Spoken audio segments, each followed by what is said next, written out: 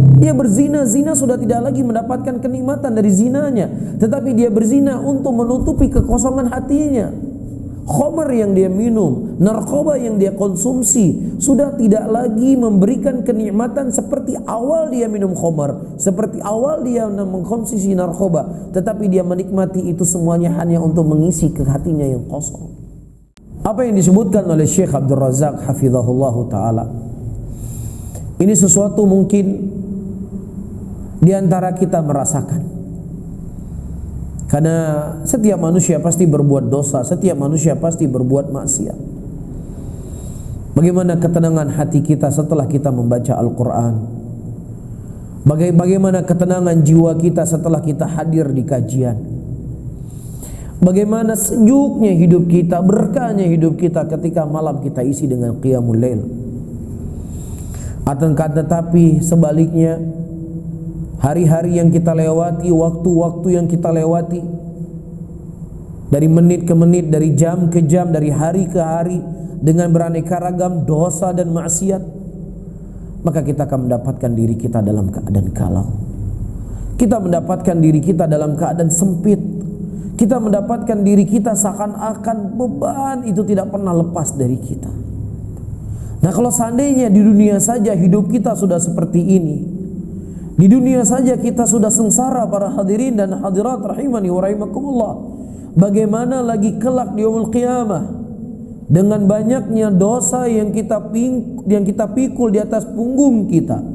Kemudian kita harus melewati sirat yang di bawahnya ada neraka jahanam. Tentunya kehidupan kita lebih mengerikan dan lebih menyakitkan saudara-saudaraku muslimin dan muslimat. Kemaksiatan tidak akan bisa memberikan kebahagiaan bagi seseorang. Kezaliman tidak akan membuat ketenangan dalam kehidupan seseorang. Justru dosa itu akan semakin haus, makin haus, makin haus.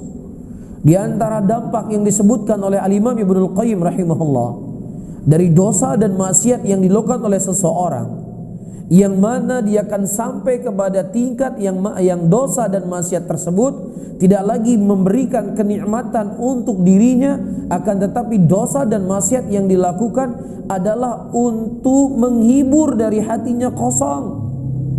Dia berzina, zina sudah tidak lagi mendapatkan kenikmatan dari zinanya, tetapi dia berzina untuk menutupi kekosongan hatinya.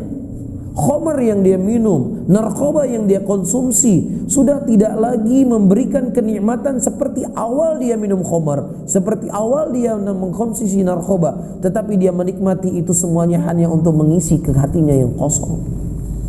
Ini merupakan bala yang Allah segerakan di dunia sebelum Allah Subhanahu wa taala datangkan di akhirat.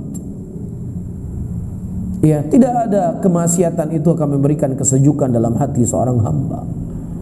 Akan tetapi manusia, para hadirin dan hadirat rahimani wa rahimakumullah, begitulah kondisinya.